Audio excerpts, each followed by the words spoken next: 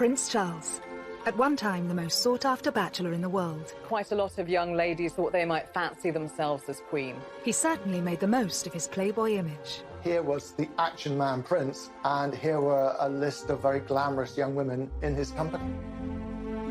As heir to the throne, the future of the monarchy was in his hands.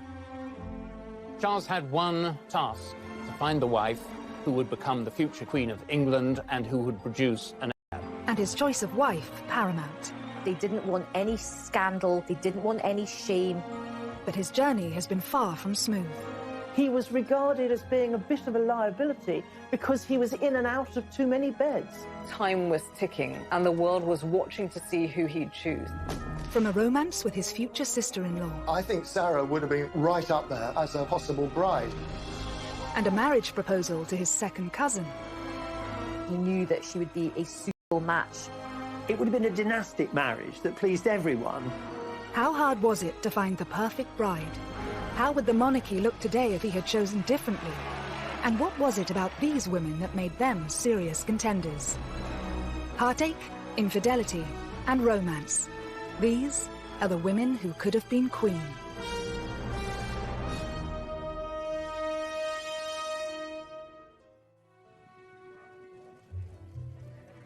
Prince Charles is now the paragon of wedded bliss after tying the knot with second wife Camilla, the Duchess of Cornwall, in 2005. Charles and Camilla's relationship today is serious, committed, stable, and a loving partnership. I think he was always in love with Camilla. He needed her companionship in his life, and he wasn't happy until he had it. Whilst the title Camilla will take is still a cause for debate, one thing is for sure. When Charles finally accedes to the throne, she will be by his side. But Charles's search to find his future queen has been far from easy. Before marrying his first wife, Lady Diana Spencer, the prince spent over a decade hunting for the right woman. Prince Charles found it very easy to find girlfriends to have fun with. He found it very difficult to find a young lady who he could actually marry. Charles set himself a deadline, age 30, to marry. He always knew he would be under immense pressure to choose the perfect bride. In a 1969 interview, he spoke passionately about the challenges of finding her. In my position, you're going to marry somebody who perhaps one day is going to become queen. And you've got to choose somebody very carefully, I think, who could fulfill this particular role.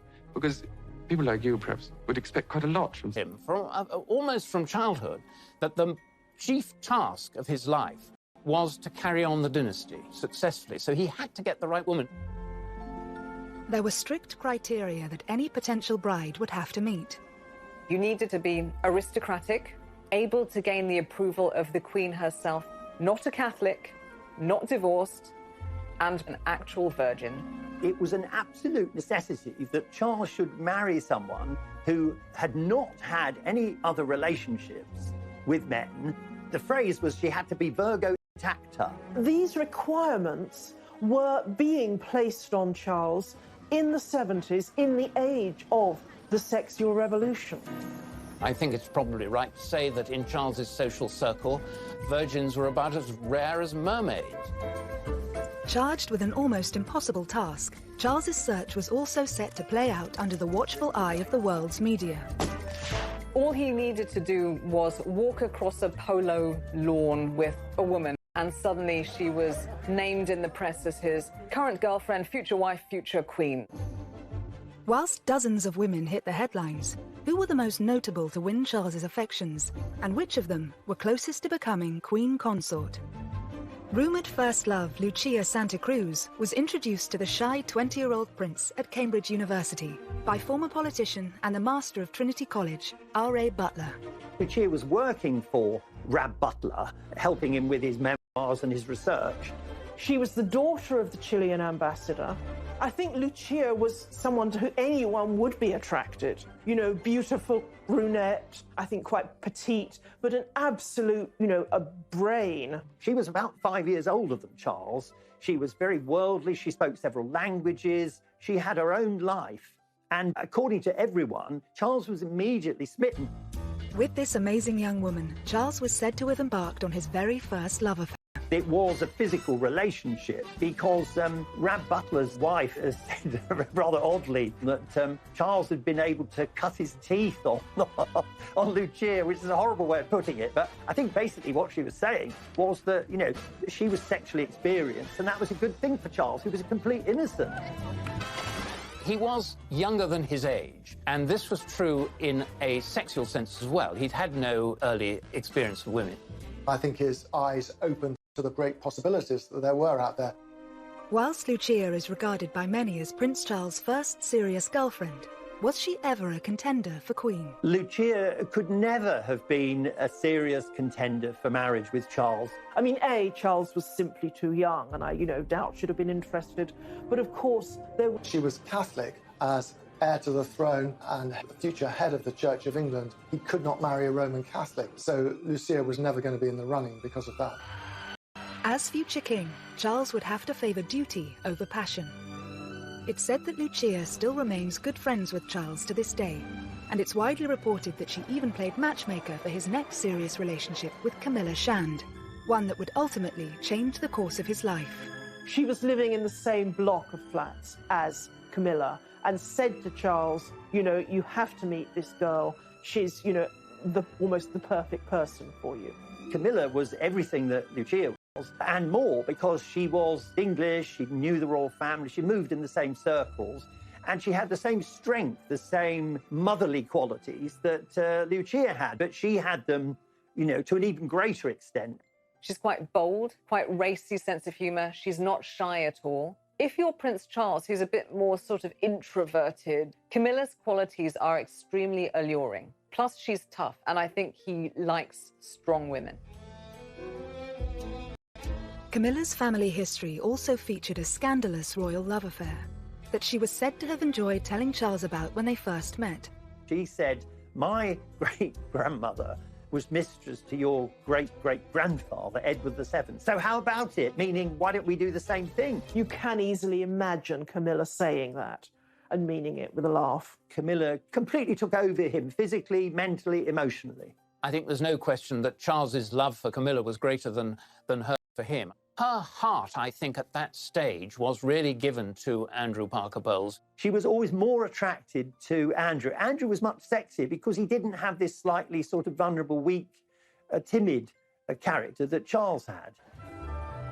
But in the summer of 1972, whilst Andrew Parker Bowles was away for 6 months of army service, Charles and Camilla enjoyed a romance. She knew that Andrew Parker Bowles had been serially unfaithful to her and had carried on with all sorts of other women, including many of her own friends. And this was a bit of payback on Camilla's part. And boy, what a person to pay back your erring boyfriend with, and the heir to the throne. Despite his depth of feeling, Charles didn't propose to Camilla at this time. But would she have been a suitable contender for future Queen Consort had he followed his heart? Never mind the questions of Charles's age and Camilla's affection for Andrew Parker Bowles. There was one other huge problem. Camilla, who'd been around on the dating scene for several years, might just have been a little too racy for royal taste at that time. Camilla's great as a family. In late 1972, Charles and Camilla's short-lived relationship was placed on hold when the prince's naval obligations led to a tour of duty in the Caribbean. But Charles was to be left heartbroken by Camilla's next move. A week before Andrew and Camilla married, Charles begged her to call it off, but it was too late.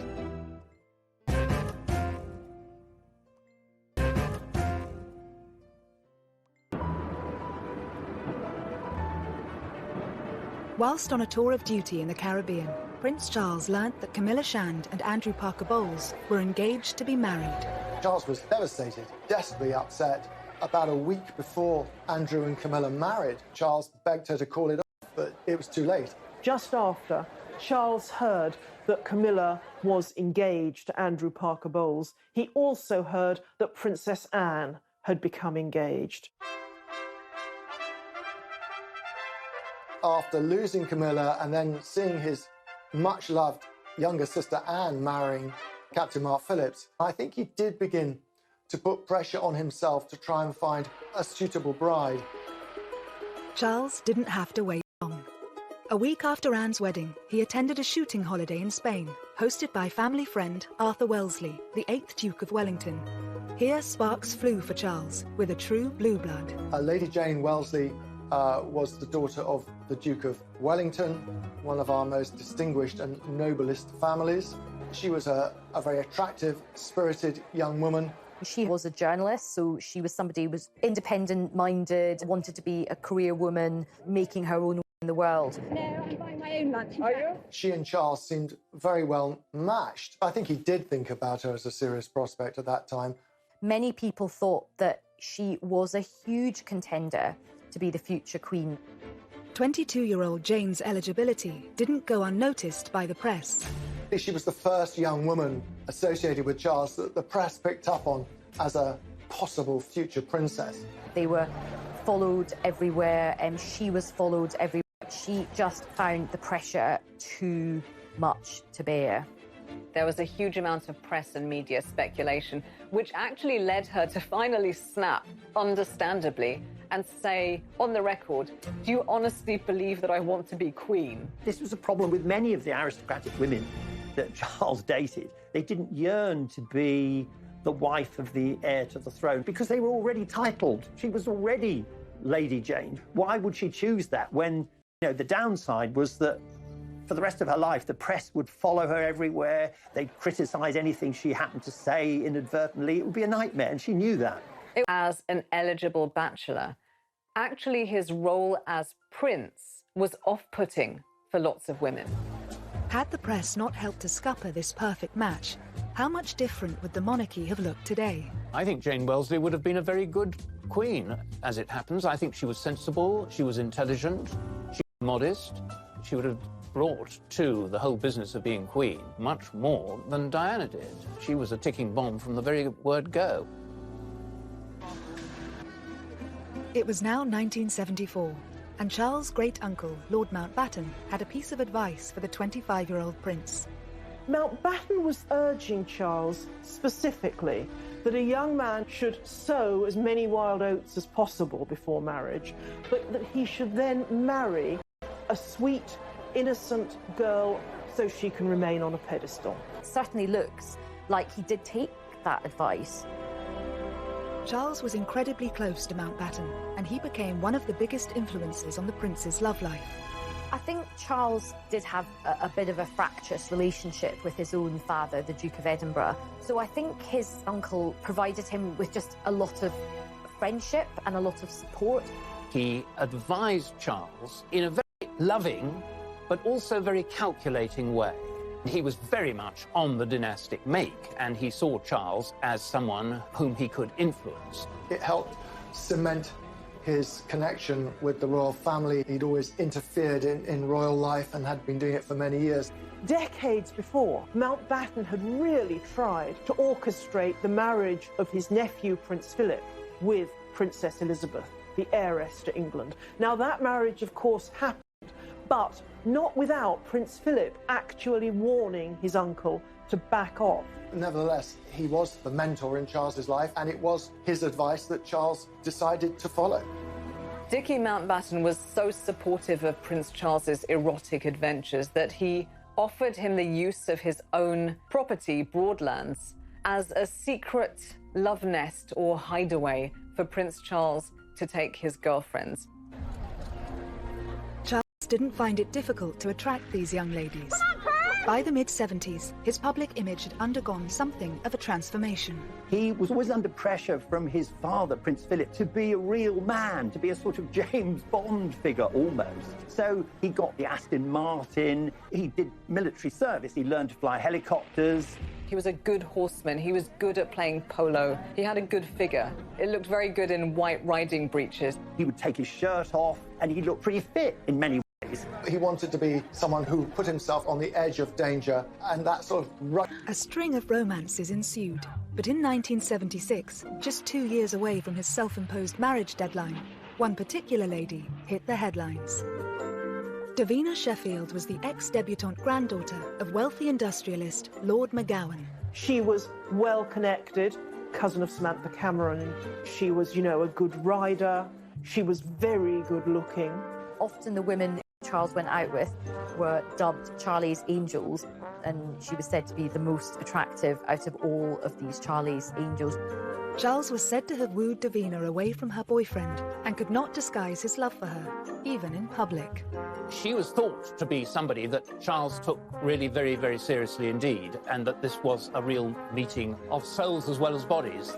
This was a viable enterprise, and that she might be the one that he actually chose. But it wasn't long before the relationship came to a sudden end. The story of Davina Sheffield and Charles was the story of several young women and Charles. At the time, there were rumours that Charles might propose to her. Her ex-boyfriend was pursued by the tabloids and wound up revealing that he and Davina had lived together, lived in sin, as it was put. And the moment that this emerged, it killed the romance between Charles and Davina Sheffield. And that is a pattern that kept on happening. Davina didn't fit into the criteria of the perfect woman, as dictated by the royal firm. But had she and Charles married, we would perhaps have a very different monarchy today. Davina Sheffield wasn't actually an aristocrat of the ancient blue-blooded type. She was descended from industrialists, so her wealth was relatively new money. If she'd married into the royal family, she would have brought in some of the freshness and entrepreneurialism that surrounds industrialism. She would be quite a breath of fresh air, much as Meghan was supposed to be when she married Harry. There's scope in the monarchy for blowing away some of the cobwebs. As his 29th birthday approached, Charles felt an increasing sense of urgency to get married, and his next significant relationship saw a return to a woman of breeding. Like Lady Jane before her, Lady Sarah Spencer hailed from elite aristocracy. The 22-year-old daughter of the 8th Earl Spencer, she was also Diana's older sister. Lady Sarah Spencer came from exactly the correct lineage to marry Prince Charles. Sarah, from an early age, had been brought up on the edge of the Sandringham estate. Even her grandmothers were ladies-in-waiting to the Queen Mother. And of course, the Spencers had been intertwined with the royal family forever. She and Charles met at one of the Queen's. Charles was rather taken with Sarah, with her reddish hair and her outgoing sense of humour, and they began dating. After Sarah earned an invitation to Balmoral at the end of the summer, she reciprocated by asking the 28-year-old prince to a shooting weekend at Althorpe, the Spencer estate in Northamptonshire. On arrival at the house, Charles clapped eyes on Diana for the first time, who was then just 16 years old, tall and rather gangling. Diana at the time was probably too young to, really impinge very seriously on his notice. But he made a huge impression on her. Diana thought how wonderful, how dashing, how handsome he seemed in the flesh. She'd been rather taken by him as a teenager. It's said that she had a picture of him on her school dormitory wall. I think she was rather struck by that first encounter. But for now, Diana was nothing more than his girlfriend's younger sister. And it was Sarah who joined Charles on a skiing trip to Closters in the February of 1978. To go on holiday with the Prince of Wales was quite a big step, and it did suggest that this romance possibly had legs. But on their return, Sarah made a huge mistake. In Closters, she became close to some British journalists. Back in England, at lunch with them, she had a far too frank conversation. She was being needled and quizzed about her romantic expectations and her past, and she blurted out that she'd had thousands of boyfriends and that when it came to marriage, she wouldn't marry someone she didn't love, were he the dustman or the King of England. She then realised what she'd done and phoned Charles to confess. He said, "You've done a very stupid thing." And that was that. She was basically not just telling him that she didn't love him, she was sort of telling the whole world that she didn't love him, even though he was the future King of England. So I think that was quite embarrassing for him. As far as Charles was concerned, for his girlfriends to talk to the press was just about the worst thing that they could possibly do. Lady Sarah would eventually watch her younger sister marry Charles. But how would she have fared in Diana's place? I think she'd have been a much better match for Charles, because Charles needed someone who's a bit stronger than Diana, and Sarah was that person. I like her honesty and her toughness. I wish that some of that boldness had transferred to Diana. Instead, Lady Sarah was happy to take the credit for Charles and Diana's union, calling herself Cupid. But it would be another 3 years before their relationship would begin. In the meantime, Charles would propose to 2 other women.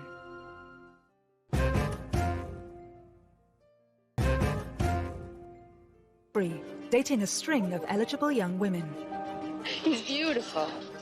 Years earlier, he told the press he wanted to be happily married by the time he was 30. But as his big 3-0 approached, the pressure was on.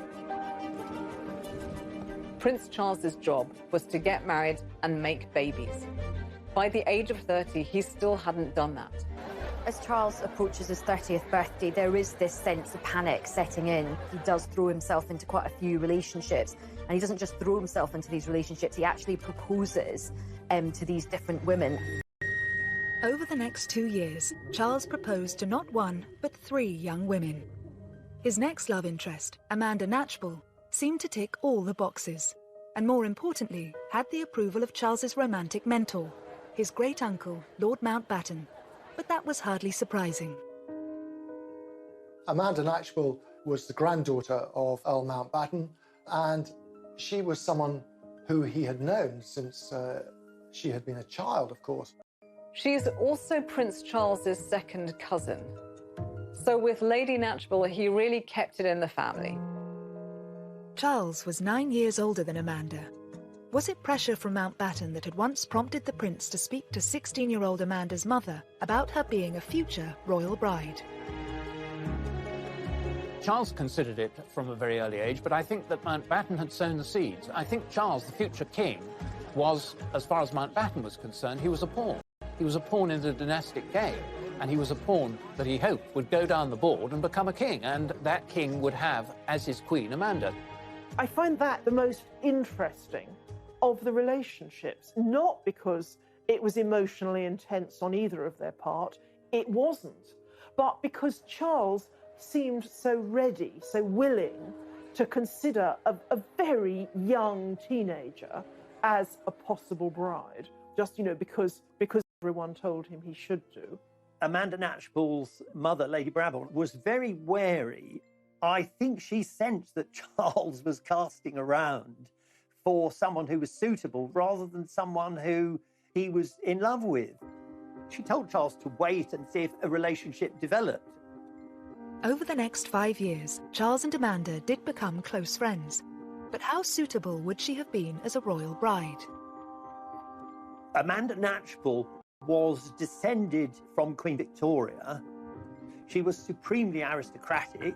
She was virtually part of the family already. She knew the ropes. So from many points of view, she was absolutely ideal. I think he was very fond of her, and obviously they had a mutual closeness to Lord Mountbatten. He knew that they didn't fall in love at first sight. They weren't having sexy romps. This would be an old-school merger, not a love marriage. In 1979, Charles did propose to 21-year-old Amanda. But despite pressure from Lord Mountbatten, it appears Amanda wasn't interested in becoming a royal bride. He did propose, and she was quite firm, and she didn't say, "Oh, thank you, how wonderful, I need time to think about it." She actually turned him down on the spot, but she did it with great elegance, and it left no bad feelings.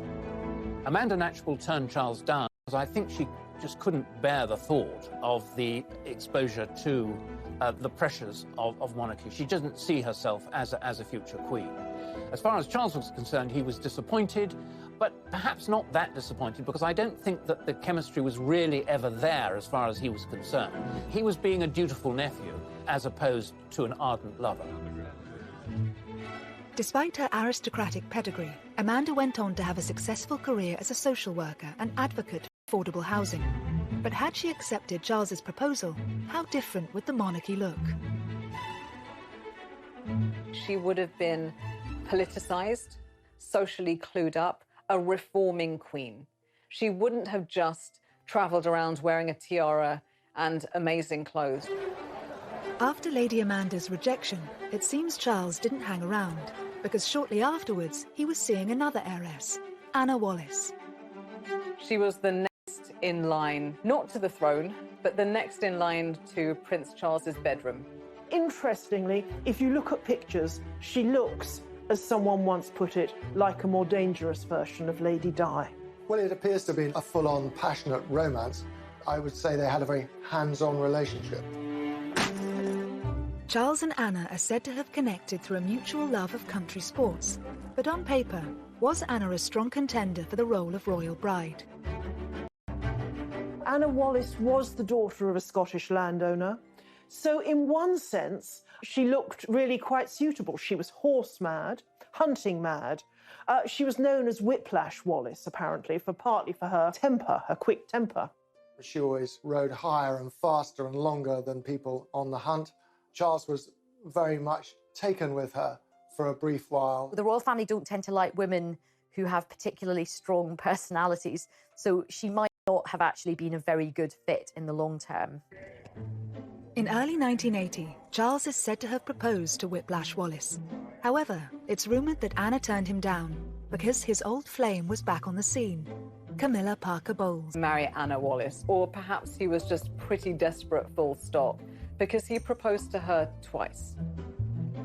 The thing is, it was obvious by this stage that Charles was in love with Camilla. Anna Wallis was the first of Charles's girlfriends to, as it were, have Camilla really shoved in her face. The Royal Opera House, Covent Garden, tonight. The formal climax of the Queen Mother's birthday with applause from 20 members of the royal family, dozens of peers... But it was at the Queen Mother's 80th birthday party, where both women had been invited, that the relationship turned sour.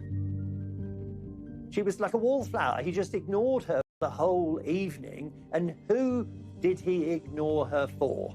He ignored her for Camilla. Charles and Camilla seem to have reignited their relationship at red heat, basically, and they weren't that discreet about it. Anna was furious, and she said to Charles, "How dare you? I've never been so badly treated in my life. You've left me on my own, and now you can jolly well go on your own without me." And that was the end of the relationship. And Anna was dispatched with a crack of the whip lash. After Anna's proposal was rejected, was it to be third time lucky for the Prince of Wales? In 1980, Charles was still grieving the loss of his mentor, Lord Mountbatten, who had been killed the previous year in an IRA bombing. He was staying at a friend's country house when he started chatting to a fellow guest, a 19-year-old Lady Diana Spencer, the younger sister of his ex-girlfriend Sarah. She famously spoke about how sad he'd looked at Mountbatten's funeral the previous autumn and how she'd been struck by it watching it on television. And I think it was that which struck a chord with Prince Charles. Diana seems very early to have considered herself as a suitable bride for Charles. She's quoted as once having said that, you know, she kept herself tidy on purpose. Diana herself says that that night his hands were all over her, but over the course of the summer of 1980, Charles set about pursuing her with gusto. There was a 12-year age gap between Charles and Diana. So what was it about this particular aristocrat that made her so suitable for the role of future queen? For the senior royals, Diana was an even better marriage prospect than her sister Sarah because she was younger. She hadn't had any boyfriends who were likely to talk to the press. She was from an ancient family with connections with the Churchills and with every other aristocratic family in the country. The Spencers and the royal family had been so close for Jen, part of the club. I think the palace and the courtiers thought, she's not going to be any trouble. Oh, the irony. Once the press realised Charles was dating Lady Diana, they didn't leave her alone. Was it this, and pressure from his own family to marry, that prompted him to propose to Diana, reportedly after less than 15 dates? Is there any possibility that any announcements of your marriage in the near future? Can you tell me? Can you tell me if there's any possibility? I'm not going to say anything, please. September 1980, they'd known each other no more than 6 weeks. They hadn't really seen a lot of each other. But the newspapers were already writing about her as this is the woman Prince of Wales will marry. As soon as the press and the media realized that they were seeing each other, they never left Diana alone. So there was this incredible pressure cooker atmosphere to the thing. All of the eyes of the world were on them. The amount of time they actually spent together from choice as two people getting to know each other and wanting to spend their lives together was absolutely minimal. Warning signs were there to see. On February the 24th, 1981, the Prince of Wales and Lady Diana Spencer officially announced their engagement. But 4 decades on, it's remembered for all the wrong reasons. And I suppose in love. Of course. Whatever in love means. I mean, that means no, by the way. It was such a badly phrased answer, and definitely at the wrong time. And it's sort of come back to haunt him, and it came back to haunt the pair of them for years and years. He was just trying to be clever. And of course, when you're trying to be clever to that extent, you turn out to be extremely stupid. And that's what he was. But if Charles was in love with anyone, was it with Camilla Parker Bowles? Whether or not he was still seeing Camilla romantically at this stage, it's clear that Diana saw her as a threat. All through the engagement, Camilla was a very powerful presence. It's only that Diana was a bit of an innocent that meant she didn't do anything about it. She suspected that Charles was still in love with Camilla, and there are all sorts of straws in the wind. Telephone calls, cufflinks with joined C's, Charles and Camilla, which aroused her suspicions. So from the very start, she felt deeply insecure. Famously, you know, her sisters said to her, "You can't back out now, your face is on the tea towels." There is that sense of this huge public pressure, be letting down a whole nation if they backed out. But the nation did get their fairy tale wedding on July 29th, 1981, when at the age of 32, the Prince of Wales married his 20-year-old virgin bride. I pronounce that they be man and wife together, in the name of the Father, and of the Son, and of the Holy Ghost. Amen. Here was the dashing, handsome heir to the throne marrying a beautiful, blushing bride with impeccable pedigree. It was fairy tale-like. But behind the scenes, the reality was less satisfactory, and Charles himself was already beginning to have terrible doubts. She was beginning to be eaten up by jealousy of Camilla. And so the fairy tale wedding, it was sort of Hansel and Gretel, sinister fairy tale, something much more dangerous to the future of the monarchy. As the fairy tale turned sour, Charles risked it all for the woman he loved. There was a poll in a major newspaper that said that between 80 to 90% of people felt that Prince Charles's behavior had significantly damaged the monarchy and would significantly damage it going forwards.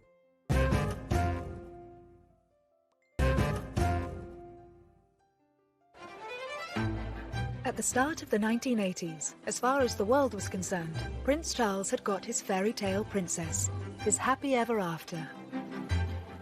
How are you enjoying married life? Highly recommend. And when William and then Harry came along, their happiness seemed complete. However, shortly after Harry's birth, Charles and Diana's marriage began to crumble. At this stage, had an old friend already been lined up to pick up the pieces? He reached out to Camilla again as a source of comfort, and Camilla stepped in as a friend initially, for sure, to start with, to bolster his confidence. But at some stage, you know, they became intimate again. Charles probably thought at that stage, well, lots of kings have had mistresses, I shall have a mistress, and that's what Camilla will be, and that will be very happy, and Di will have to take it. But of course she wouldn't take it. Over the next few years, as Charles and Diana grew more distant, he and Camilla became closer. But it wasn't until 1992 that the royal couple announced their separation. with more and more damaging details about their personal lives hitting the headlines, including the infamous Camilla Gate tape. It was a full transcript of an alleged conversation between the Prince of Wales and Camilla Parker Bowles. As the reputation of the monarchy took a battering, it was clear most of the country was Team Di, and Charles and his mistress were vilified. The public were absolutely furious as the marriage of Charles and Diana broke down, and they began to wash their dirty linen in public because people felt, and quite understandably, that Charles was in the wrong. There was a poll in a major newspaper at the time that said that between 80 to 90% of people who'd been consulted felt that Prince Charles's behaviour had significantly damaged the monarchy and would significantly damage it going forwards. But it was clear that Charles was not prepared to give up Camilla. However, in 1997, a tragedy struck that shocked the world and shook the foundations of the monarchy. We have reports in Paris that Diana, Princess of Wales, has been killed in a car accident. Following the fallout from Diana's death, would it now prove impossible for Camilla ever to take her place by Charles's side? At one stage, after Diana died, Camilla didn't leave her house because she was so unpopular. She thought she'd be hissed and stoned and booed. They kept their heads down, but they kept faith with each other. Their relationship continued, and I think quite a lot of people eventually just thought, you know what, they clearly love each other. They're soulmates. There was a concerted effort, a very, very strong PR effort to rehabilitate Camilla. And I think the change occurred, you know, it occurred over the years. In 1999, 2 years after Diana's death, Charles and Camilla made their first public appearance together. They're telling the world we're a couple, and you better accept it. Despite going public as a couple, why did Charles wait another 6 years before marrying the woman he'd loved for more than 3 decades? He was basically marrying his dead wife's nemesis. So I can understand why he was probably cautious about it, but I think they handled it very skillfully and very sensitively. And so when they were ready to get married, the public were not just okay about it, the public actually were very warm towards the couple. What changed, of course, was his parents' intervention. They had been none too keen on Camilla for a long time, but there was a pressing argument that the Prince of Wales should have a wife because Charles could come to the throne with a mistress but no wife, and it would be quite difficult for him. Ceremony. As head of the Church of England, the Queen did not attend. But she and hundreds of other guests were at the blessing afterwards, held at St George's Chapel, Windsor. What was nice about it was the contrast between Prince Charles at his first wedding, which was something out of a sort of Disney movie with his Disney princess.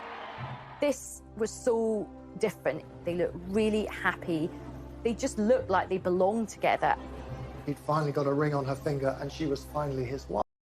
And it did feel like the whole country had come to the end of this most epic of romantic journeys. As far as Charles is concerned, Camilla is his perfect partner.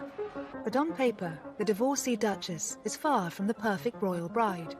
So what will she bring to the monarchy? It's interesting because the question of a Queen Camilla would once have seemed utterly outrageous. But behind the scenes, it is said that Charles, understandably, wants his wife to be queen. It is perfectly apparent that Charles is at once happier and more stable, more forthcoming with her by his side. Camilla now, I think, is probably as close as you can get to being the perfect consort and perfect royal wife, because she will never complain. She's very measured. Prince Charles' love life has certainly been colourful. He searched far and wide for the ideal bride. But had he followed his heart sooner, rather than his head, would his romantic journey have been completely different? The woman that Charles ultimately married and found true, lasting, mature happiness and friendship with is exactly the type of person who 3 decades earlier he would have rejected immediately as Queen. Charlie's Angels, as they were called, I think they've been very important in making him realise that actually hunting for the perfect person is not a good idea, because if you're actually out there desperately looking, you make mistakes, you try too hard. And so I think he's learned that the grass is not always greener, and he was always better off with the first woman he loved anyway.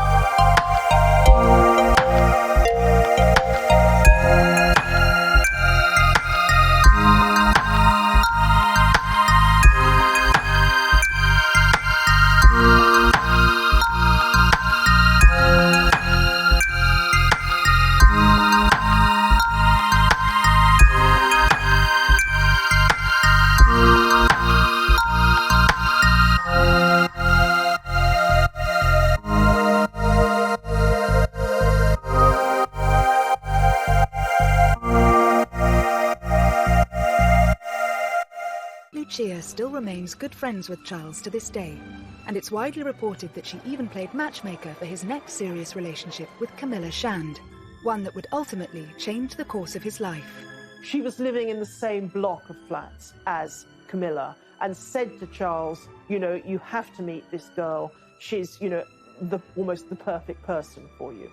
Camilla was everything that Lucia was, and more, because she was English, she knew the royal family, she moved in the same circles, and she had the same strength, the same motherly qualities that Lucia had, but she had them, you know, to an even greater extent. She's quite bold, quite racy sense of humour. She's not shy at all. If you're Prince Charles, who's a bit more sort of introverted, Camilla's qualities are extremely alluring. Plus, she's tough, and I think he likes strong women. Camilla's family history also featured a scandalous royal love affair that she was said to have enjoyed telling Charles about when they first met. She said, my great-grandmother was mistress to your great-great-grandfather, Edward VII. So how about it? Meaning, why don't we do the same thing? You can easily imagine Camilla saying that and meaning it with a laugh. Camilla completely took over him, physically, mentally, emotionally. I think there's no question that Charles's love for Camilla was greater than her for him. Her heart, I think, at that stage was really given to Andrew Parker Bowles. She was always more attracted to Andrew. Andrew was much sexier because he didn't have this slightly sort of vulnerable, weak, timid character that Charles had. But in the summer of 1970,